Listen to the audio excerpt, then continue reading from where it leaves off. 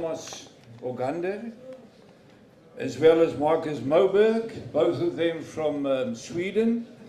And later they will be joined by two ladies on a short discussion. Not two ladies, sorry, one lady and one gentleman. And we hand it over to you, gentlemen. Yeah, thanks so very much. My name is Thomas Ogander. I'm the creator and founder of One Water Race. And before we start, this is Dr. Marcus Moberg. Just want to say thanks to Heidi and her team and all of you. It's an honor for us to being here, and we will talk about endurance racing from a scientific perspective. I'm trying to figure out what is going to motivate me to put this fucking wet wetsuit on and get back in the water. Dude, guys, this is fucking hard. So I thought, oh my God, anyone doing that race would be absolutely insane. Why do I do this? Are we crazy? Is this even possible? I'm not quitting. It's a race to see if anybody can succeed at doing the near impossible. And that's what makes it exciting, that's what makes it unique.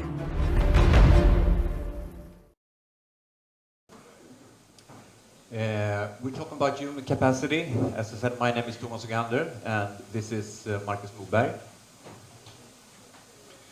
Yes, so I am from the Swedish School of Sports and Health Sciences, where I work in two research centers.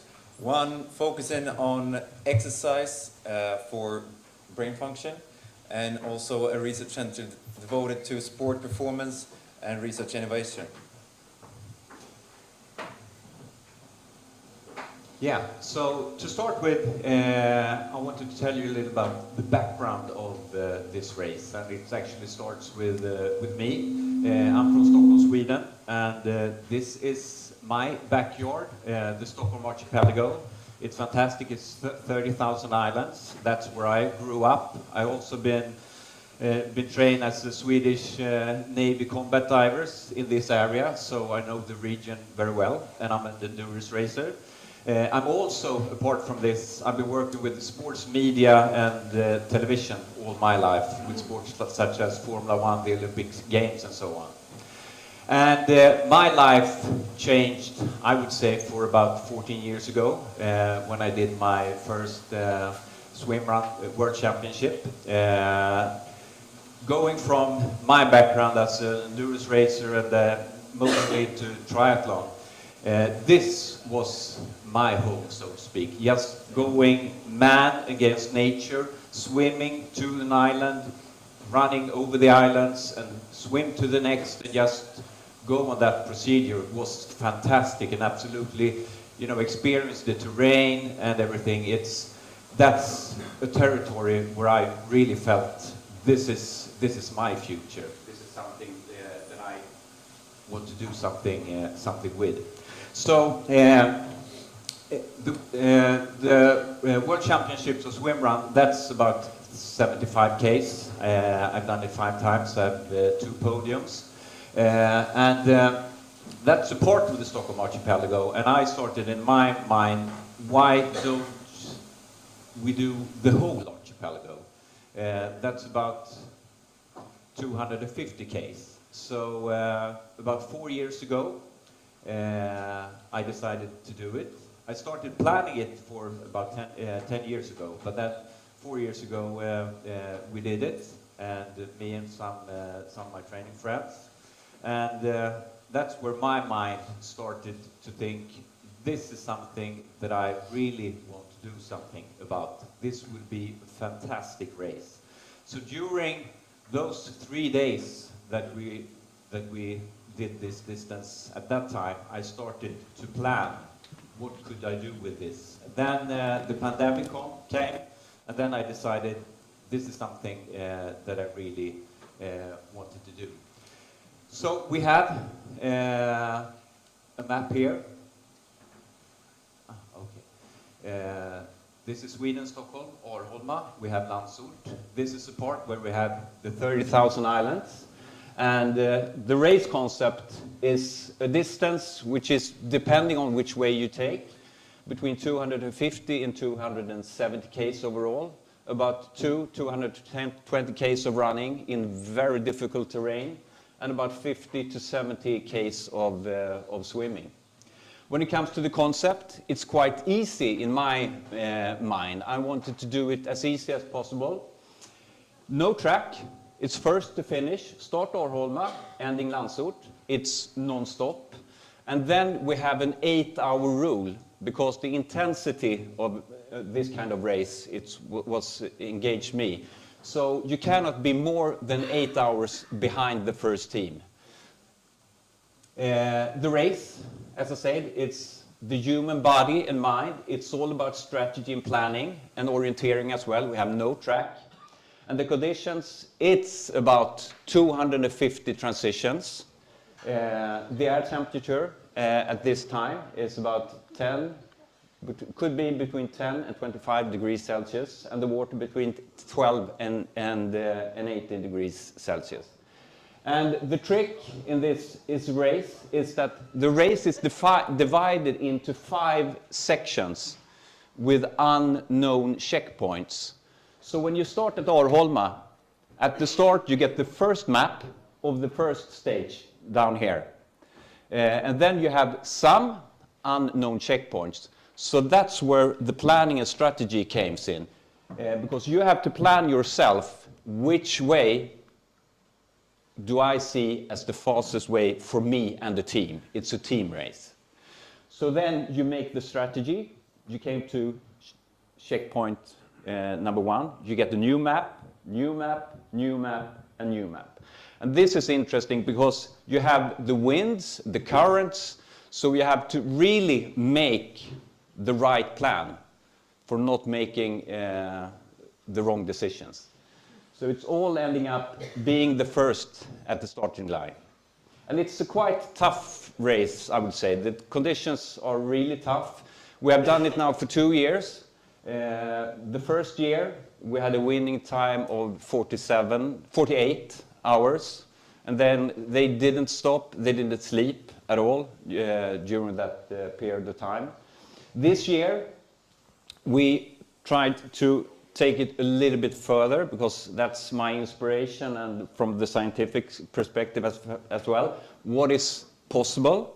So we knew, okay, we had a winning time of 47 hours, and it's important to know that we as an organization, me, myself, I run all the islands to know what kind of pace would you be able to have during the race in order to set the time, because it is a distance. But when we set the checkpoints, it's also about the time limit. So we go more for a time limit than a distance. So we decided to make the course a little bit longer this year. See, okay, what's happening from 48 hours to 55 hours. And that's more from, I would say, from a mental perspective. Because the decision making, as you know, gets harder and harder the more longer you're awake. So we tried to make the course a little bit longer. So we had a winning time at this year at 60 hours. And it's also, when it comes to the team, we only take in 10 teams to the race. It's an admission process. And the first year we picked up 7 teams. 3 of the teams made it to the finish line. This year we picked up 7 teams again, and only 1 team made it to the finish line. So it's a quite a tough race from that perspective. But this is also what it's all about, because we, endurance races, we want to know what is actually possible or not. And as we heard in the interview, it's a lot of effort for all of you who race. So we also decided to bring the prize money into endurance racing. So we have prize money of $100,000 in the race as well, which is divided into the teams that are able to reach it to the finish line. This year we only had one team that made it to the finish line. So the prize money for that team was $100,000. Then we also had the media perspective, and that's where my background comes in, because I've seen this, and as you know, a race like this and the race that you have been doing here, it's a drama that we want the global community to take part of. So we work a lot with media. This year we had a 65-hour live coverage during the race from a global perspective, and it was a really success. When I talked about this from the beginning, people told me, you were crazy. No one will watch a 65-hour live feed. But I told them, you have to wait, we have to do it, and you have to see. And it has been such a good response from a global perspective. People who are not into this kind of racing, but they cannot go away from the screen because they want to know about the drama. How is it going for team number 5? And so on. So that's a really, really interesting perspective as well. And when it comes to the media part, we're also having now a partnership with the French organization called ASO. They own and run Tour de France, for example. So now the media production are distributed over 190 countries in 5 continents. So this is what we see in this. We want to bring it to a new level, so to speak. And we also work from the technical perspective, which is really important, that we will talk about more later. So you can follow all the teams in real time. You can see the routes of choice they're making, measuring all the data when it comes to distance, times, and everything to add the viewer value of this. This is actually from last year, and we have an American team taking a completely other route here. But this is a part of trying to increase the interest and to share the experience of these kind of races.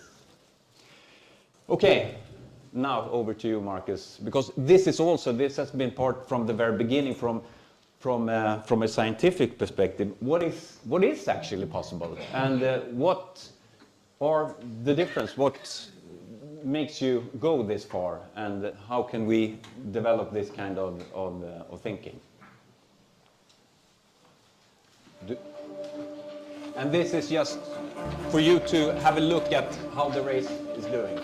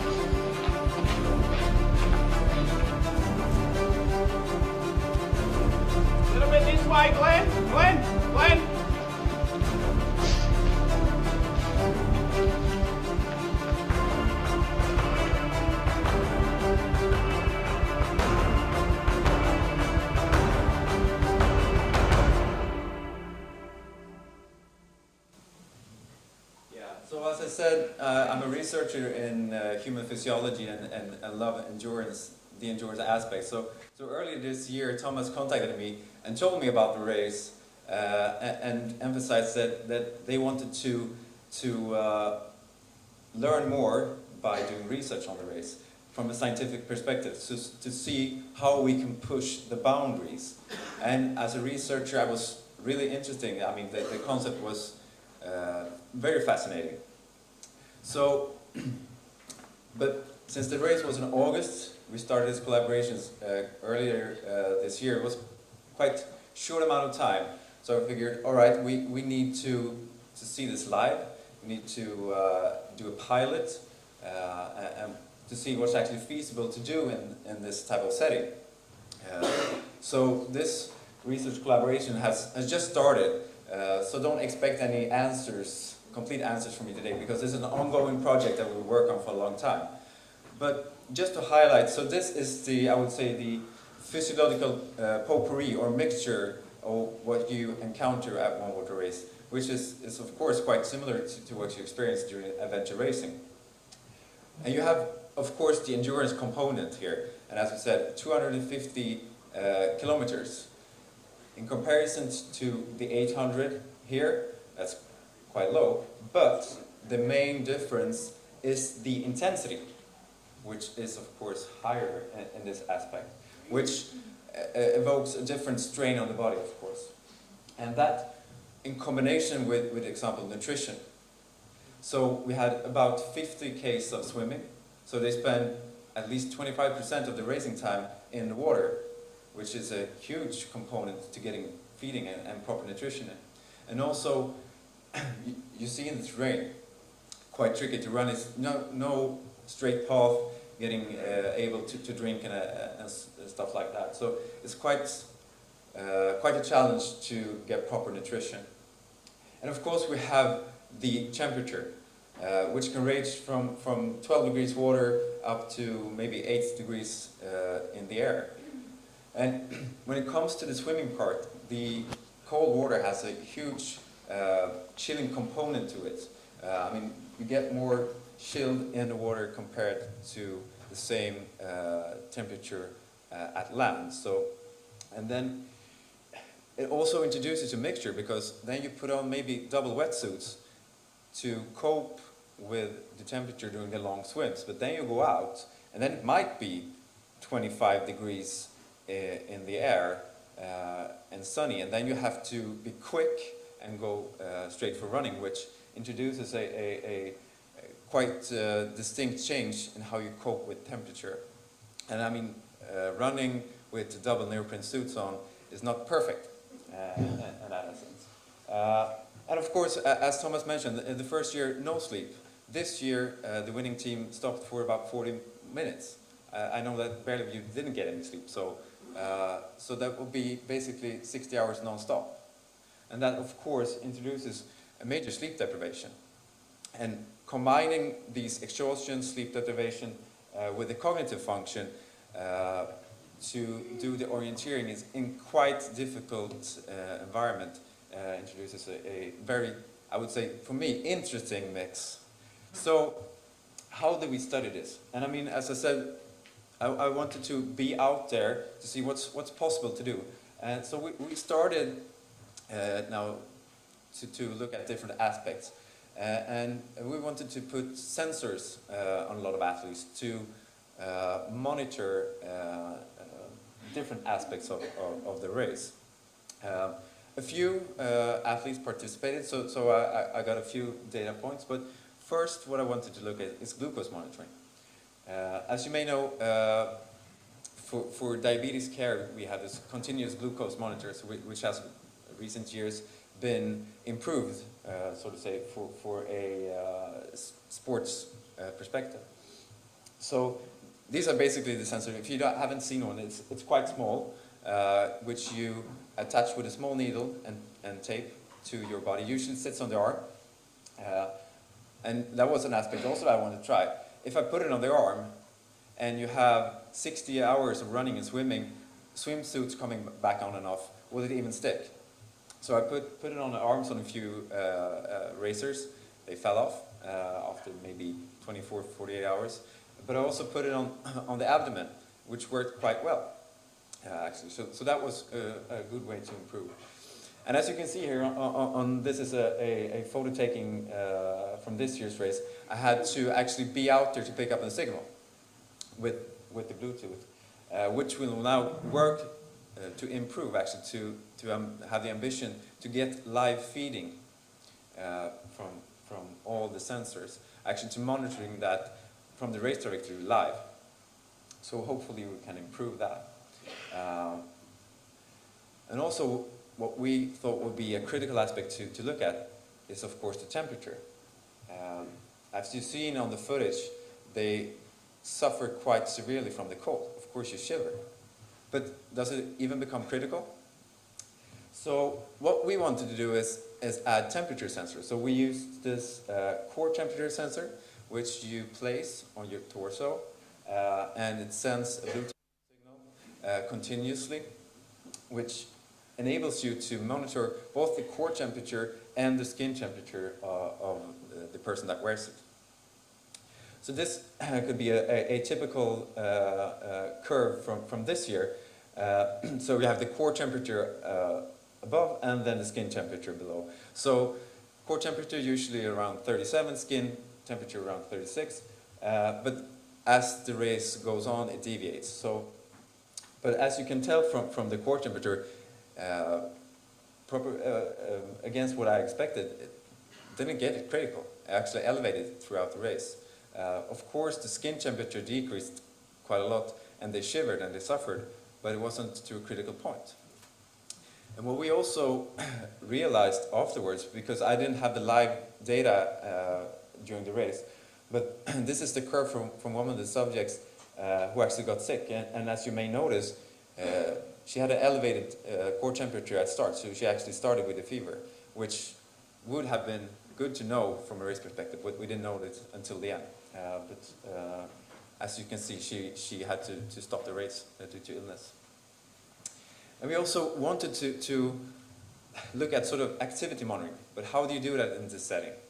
Wearing a standard heart rate sensor with a belt on for 60 hours, running, swimming, changing gear, interferes quite a lot with the skin. So we wanted to see if we could improve there. And a few racers have had these aura rings during the race. As you can see, Glenn here going out in water with a ring on his finger, which tracks the activity. It's not optimal for heart rate monitoring, but it gets you a quite nice sensation about the intensity that varies over the race. And also, here we have during the first day before race, the sleep status prior to start, and then at 7 or 8, the race starts. And then you can follow the intensity. So these three figures here represents the entire race. So you can follow that. Quite high intensity in the beginning, wearing off as the race goes on. In the second picture there, a small decrease where they stop for 40 minutes and then it goes on, and then end of the race. So we can get an apprehension of the intensity as you go on, an estimation about energy consumption, and also sleep, which was lacking during the race. But we also want here to add on and continue. So what's next? So we want to improve. So we would like to have continuous data monitoring from all of our participants, so we can get that live to the race directory, both from a medical perspective and also from a research perspective. We want to draw blood before and after the race. We want to assess cognitive function before and after the race, and also study the recovery aspects. Because as many of you are experiencing right now, disrupted sleep, hunger going up and down, etc. So how long does it take to recover from such a race? And what could we actually measure from blood? What we usually do in our lab is that we measure markers for brain health and brain function, and also brain damage. That could also be heart damage or heart function. We could measure metabolomics, that is all the metabolites in the blood at the same time. How did these change? Do they differ between the ones that finish and the ones that have to terminate the race? And we also collaborate with a company that offers you a rapid, complete blood count. So you could look at the immune response of these athletes before and after the race. And we can get that within 10 minutes after they stop. So we try to add more components, so to say. Yeah, and what is really interesting here when it comes to the technical development with sensors and everything, now you work with microsensors. You can have it in your garment, so to speak, and we're working with a tracking device as well, who can take in different kind of sensor activity via Bluetooth and so on. So we as an organization can have all the races, we can monitor all the racers in real time.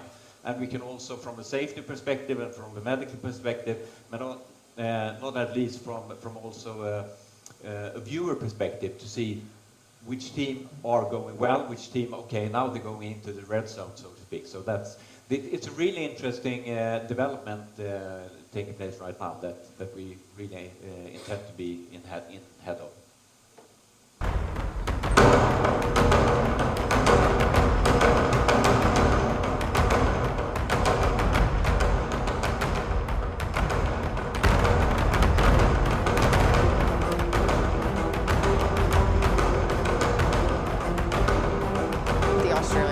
The Australian team is so inspirational. I think as an endurance athlete, to look at that team and how they operated, and how strong they were from start to finish. We all had a hit of adrenaline. To run up the stairs, and there it was, this lighthouse, this mystical lighthouse that we've been thinking about hitting the door.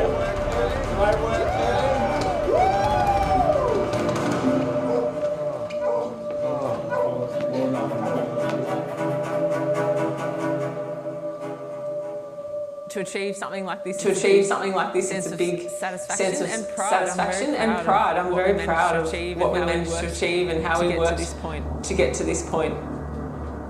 And to put our hands on the door there together was just an incredible feeling. I'm sure we'd love to come back, defend our title next year.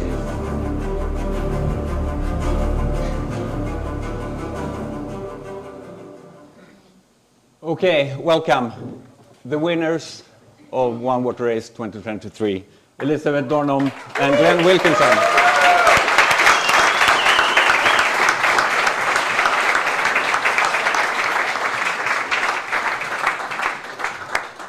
And as you might saw, you have two more teammates.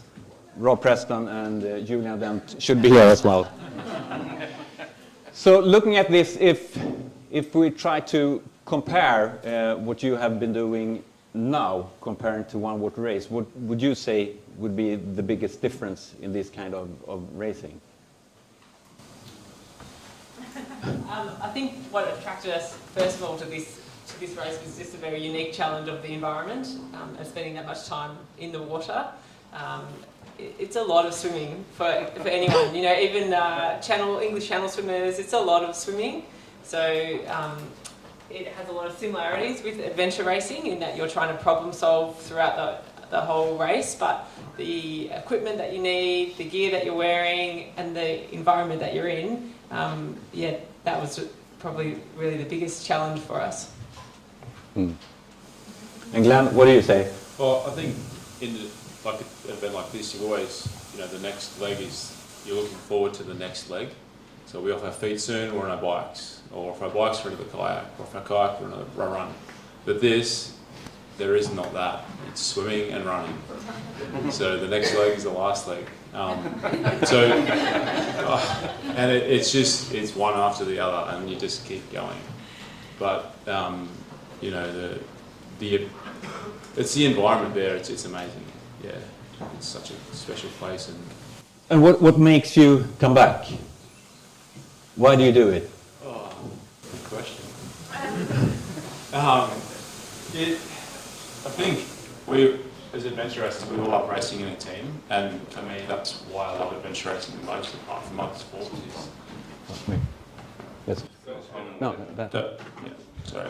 So for me, racing in a team with great people is what this is about, and I love being in that environment and sharing those moments with people, and whether it's One Water Race or it's adventure racing, that's for me the draw. And the reason I want to go back to One Water Race is you add that to all the other teams to, intimately experience the course with, and the organisation is amazing, and they look after you and they treat you well. And yeah, it's hard, but you're surrounded in such a good environment, and it just draws you back. Well, Elizabeth, last year you came second in a time of 50 hours. This year, 60. Could you say something about the difference between the 50 and the 60? Yeah, so the big difference really aside from the distance increase, was the weather. The weather this year was much harder, much colder. So we had the same, last year we had the feeling that we didn't know whether it would be possible to finish the race from the start. And then this year we had the same feeling, even though we knew that we'd done it the year before. The weather conditions were, the water was much colder than we had the previous year. We had a southerly, so an oncoming current most of it. And so again, we had the same sort of fear about how, what was it actually going to be possible. I think the fact that we knew that it was going to be longer and harder and tougher than last year, we also had to take into account a bit more our sleep strategy. So we did have a sleep early in the second day, I think we had a sleep, whereas last year we had talked about having a sleep last year, but hadn't needed it, and there's something about dunking your head in water every hour or so that seemed to keep us awake, whereas this year, it was going to be longer, and the stress on our bodies, I felt was much more this year, not just the length of time that we were doing it for. Yeah, and that was also apart from an organization perspective, because we looked at the winning time of 55 hours, that what we thought would be a good distance or time, so to speak, from the 48 up to 55. But then after, I would say, 2/3 of the race, I wasn't really sure if someone would be able to make it, and that's also a part of the race. So we shortened the race, the course, a little bit in order to go in for the 55. We didn't manage that. We went to the 60. I was at the second night, I was a little bit scared, worried if someone would be able to reach to the finish line. Then I met you, and I said, they will make it. So and I think what's also really tough in this race is dancing a gap. So there's this big swim towards the end of the race. That's one long hit, 7.5K if you go in a straight line, but with current, and it's in the outer part of the archipelago, so it's much colder water, and you've sort of been racing on already. And if you get cold when you're in the water, there's no out. If you get out on the boat, then the race is over. So when you're already on the third day of a race and you're very fatigued, it's a very daunting experience to know that you're going to be in the water for the next 2.5, 3 hours, and there's no out unless you want to quit the race. So we never really... I'm glad that you had a lot of confidence in us, and I'm sure we also had confidence that we would get to the finish line, but we didn't really let ourselves think about the finish line until we had crossed over that big swim dancing a gap. I'm also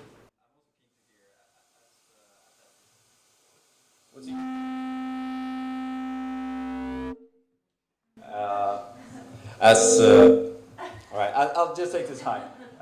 So, what do you think research can help you out? What would you like to find out, or how could you improve? How could we help you out? Yeah, so this year I think the temperature sensors and the glucose monitoring is really interesting, and whenever we saw you at the checkpoint, we got a bit of an idea of what our glucose monitoring was. I lost a lot more weight in this year's race compared to last year, and shivering burns a lot of energy, aside from all the swimming and running. But yeah, I think that certainly knowing what your fuel levels were and knowing what the fuel levels of your teammates are at the time would be very useful information, and knowing when to refuel and all that sort of stuff. There was lots of issues with some of the other teams, about trying to keep food in, and we all have that issue in adventure racing, particularly in this race as well. So that's sort of a different sort of issue as well. But knowing what your teammates' energy levels are, we all ask each other and check in with each other all the time, but that's a little bit, it's not as scientific as the which gives you a real time level.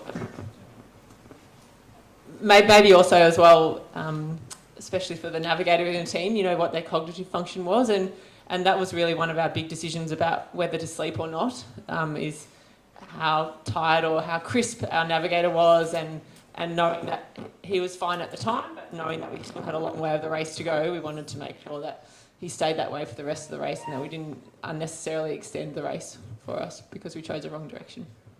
Yeah, well, that's really interesting, because when we look after the race, when we look at the pace from running and swimming, all the teams. The pace are more or less quite the same, but I would say it's the mental perspective, because you have 250 transitions. If you take it, stay for 1 minute longer at each transition, then you have a lot of time. So this is also so important to how could we keep up the mental part to just keep on going all the time, and that's training for a race like this. Should you run more, swim more, or should you work with the mentality? That's also very interesting in this part. Yeah. Okay. A big hand again, Elizabeth and Glenn. You're amazing. We will yes. You have, we're giving swim lessons as well for you who want. So we will just end with a trailer from the documentary that we have been doing, and it's on our YouTube channel if you would like to watch, and you're please welcome to join our community as well. Thank you very much for being here. This race is a beautiful, dark beast. You're uncomfortable, and it never, ever ends. It just doesn't stop beating you down. It's the hardest race in the world. The story about One Water Race is that I want to find out what we humans are capable of, both from a physical but also from a mental perspective. What is the ultimate proof of human capacity? One of the toughest races in the world. Not all teams will cross the finish line in this race. I could push through anything for my teammates. It is an experiment because no one knows what's going to happen.